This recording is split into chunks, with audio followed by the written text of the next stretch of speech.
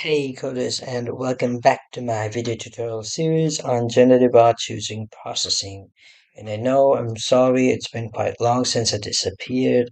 I had my own stuff to do, but now since I'm back, I promise you guys that I'm going to be creating videos on and tutorials on a deal not a daily basis but on a regular basis. So having said that, let's just get started with today's video. So today we're going to be creating this simple yet beautiful animation of a spiral in processing. So it's quite a simple animation, so it's quite a simple coding as well. You can see we've barely written like 18 lines of code and we've already done with it. So there are a few things that we need to understand before jumping right in the code itself. So the first thing is going to be the radius of a spiral. So you can see the radius of a spiral is initially going to be 0 and it is going to gradually increase with increase in the number of frames. And the second thing is going to be the increment. So you can see the increment variable right here. So second thing is going to be how much increment we want uh, with how much increment we want to radius. And the third thing is obviously going to be the theta, as you might have already guessed that we're going to use polar coordinate system to create this animation. So we're going to need a theta, an angle. So and initially it's going to be 0. So these are a few things we need to understand before jumping right into code. So having said that, let's just get right into the code. So obviously the first thing is going to be the setup and draw functions, which are always, which are always the go-to steps in processing. So quickly write those functions down. So that's the setup and draw functions. And let's just initialize our variables. So the first variable is going to be the size of our dots or the size of our ellipses. So let's just signify them by this letter R, and the letter R is going to be, let's keep it 5 for now because I've already, tried it a few times and 5 just works fine for me. You can play with it, you can tune it. So the first variable is done, and the second variable is going to be the radius of our spiral. So float, I'm going to name it radius for now. You can name it anything you want. So initially it's going to be 0, so there's that.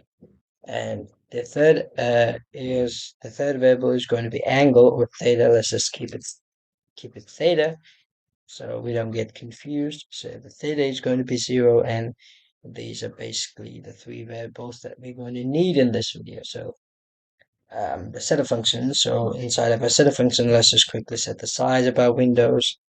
So I've got a 1080p screen, so 900 by 900 works perfectly fine for me. You can choose your size according to your screen.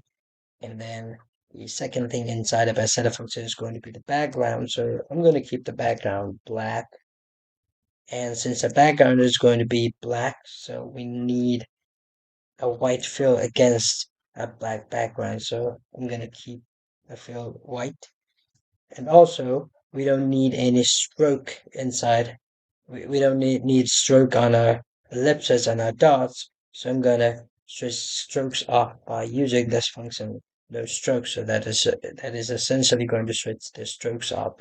Now let's just come inside of our draw functions. Now since we're going to use the polar coordinate system, so you might have guessed, the first thing that we're going to do is we're going to translate the screen to the center. So the translate the origin, beg your pardon, translate the origin of our screen to the center. So how are we going to do that? We're going to translate it to the center of our screen. So the 0, comma 0 lies at the center of our screen. So that's going to be the height, width divided by 2 and height divided by 2. And then here comes, the main stuff that we're going to use to draw that animation. So first thing is going to be the x coordinate of our system, the x of the ellipsis that float x equals, so is going to be the radius times cos of that angle. So if you don't know what I'm doing, I already have a playlist of beginner steps where I have actually taught all these things, taught polar coordinate systems and all those essential things that we are going to use in this video, so you can go and watch my beginners tutorial series right inside of my channel. Um, so yeah, and let's just move on. So the second thing is going to be the y. Obviously, the y is going to be, as you might have guessed it, sine of a theta times the radius. Yeah, that's right. This is what we're going to do. And then we're going to draw our ellipse. So let's just draw our ellipse at that point x comma y and r comma r. So we're also going to need the okay, so we've left behind a another important variable, that is the increment variable. So in let's just keep it inc, increment equals, let's just keep 1 for now. You can play with it as I've already said, but 1 works fine for me because I've already coded and I've already tested. So uh, so let's just increase the radius if I can type, because I don't know why, but I cannot type today. So radius plus the increment, and we're also going to increase our angle. So angle plus equals. So let's just quickly look at a previous example and what we've used. Okay, so angle is going to be 0.1, so that's fine. So we're going to use that angle equals 0.1 because you can fine tune it. So I think we're done. So let's just give it a run and see. Yeah, that's exactly the result that we saw in our previous example. And as I've already said, that you can play with the values.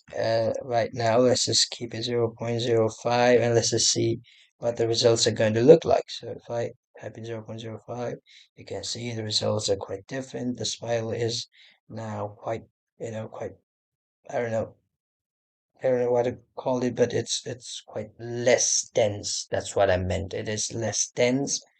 If I increase the increment to our theta, it's going to be a lot more dense. You can see it's a lot more packed. It's a lot more dense, and so that is how you play with all those values now. I think this is enough for this video, and I promise to come back with another interesting videos as well. And I promise I'm not going to disappear this time, and I'm going to manage time. I'm going to manage my time to come up with other videos on a regular basis. Now, till then, just stay happy and happy coding.